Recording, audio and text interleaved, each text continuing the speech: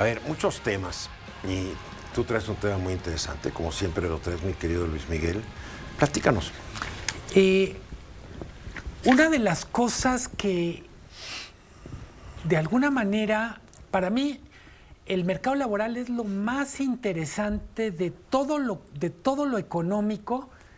El mercado laboral, con todo respeto a todas las demás cosas, me parece que es donde más cosas se notan. ¿Por qué? Nos dice, por ejemplo, si se está contratando o no gente, cuánto se está pagando, cómo le va a las mujeres, cómo les va a los ancianos, qué pasa con los jóvenes. Es una cosa que, digamos, es una especie de ventana que es un poco sociología, nos habla de tendencias tecnológicas y en términos generales se dice, este fue un buen sexenio en lo laboral porque se mejoró el salario mínimo, que es un hecho que es, yo creo que el indicador que mejor puede presumir el presidente López Obrador, de 88 a 250 pesos. Indiscutiblemente. México tenía uno de los salarios mínimos más bajos de América Latina y el Caribe, y ahora estamos a media tabla. Al mismo tiempo, hoy presenta Rogelio Gómez Hermosillo ¿Quién es él?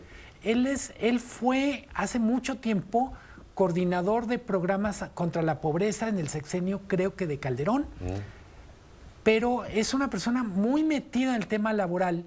Su argumento con el que empezó a trabajar el tema es, a ver, en la práctica la política social es una especie de ambulancia que recoge a los heridos del mercado laboral.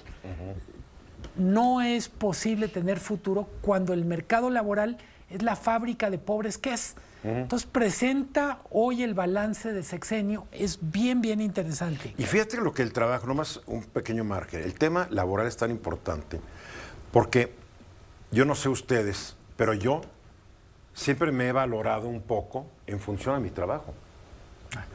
Claro. Si tengo un buen trabajo y me da satisfacción, me siento más útil, más valioso, y mi vida tiene más significado. Si no tienes un trabajo así, si vives en la informalidad, y pues sí, tal vez tus metas son diferentes, pero tú caminas en las calles y ves a un tipo que está vendiendo chucherías, o sea, está sentado viendo su celular, ¿no? A ver qué ve, y no hay significado real de tu vida. Cuando naces, te reproduces, te mueres, y si no tuviste un trabajo de este tipo, está canijo. Y México es un país así. Cuando llegué a vivir a Ciudad de México, un paisano de Guadalajara me decía, más pronto que tarde te vas a acostumbrar a que tu segundo apellido es el de la empresa donde trabajas. Eres Luis Miguel González de El Economista, Eduardo Ruiz Gili de Fórmula. Sí, así es. Juan Key de Juan Key. No, de Infraestructura Técnica, que es una empresa prestigiada en la construcción. Pero es tu empresa, digo. Bueno, pues sí, pero es lo mismo. Ya, ¿qué tal? Para muestra un botón, algunos de los datos que presentan, dice, por ejemplo, se redujo marginalmente el número de mujeres que son excluidas del mercado laboral por razones de trabajo en el hogar.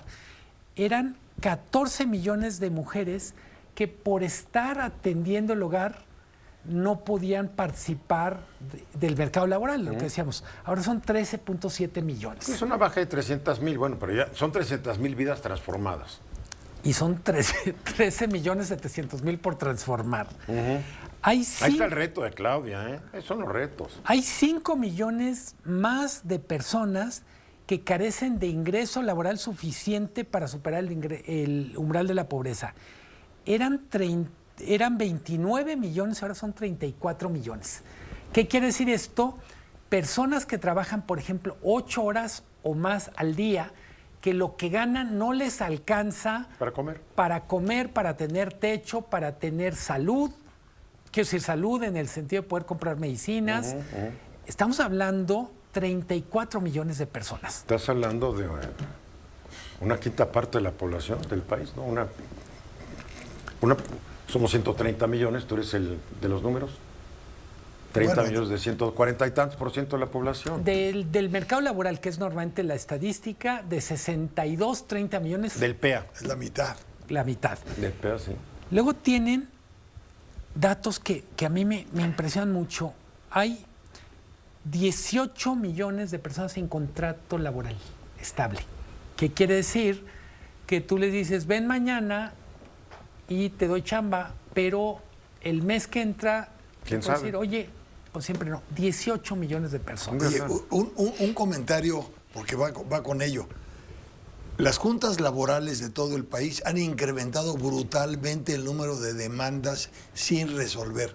Estaba yo leyendo respecto al tema, 270,000 demandas laborales, un número así inédito en la historia, sin resolverse, producto mucho de lo que estás comentando, porque la entrada en vigor del nuevo salario trajo también consecuencias, contratos que no procedieron. No te puedo pagar el nuevo mínimo. Exacto, Ahí nos exacto. vimos o nos ponemos de acuerdo. Sí, ¿Así? Sí, sí. claro. Hay un dato ahorita que hablábamos en el primer bloque de Microsoft. Uno diría, por razones obvias, los protagonistas de mucha de la información económica son grandes empresas.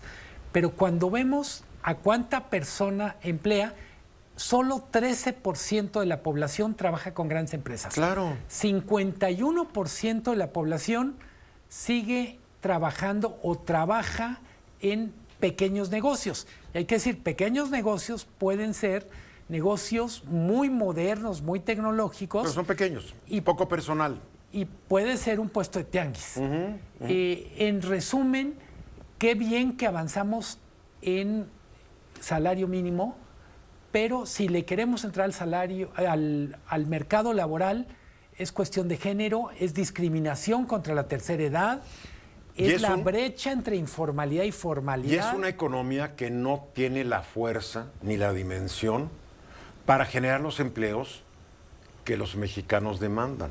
Porque tal vez seremos la economía número 13, según como esté el tipo de cambio, 15, 11, 12.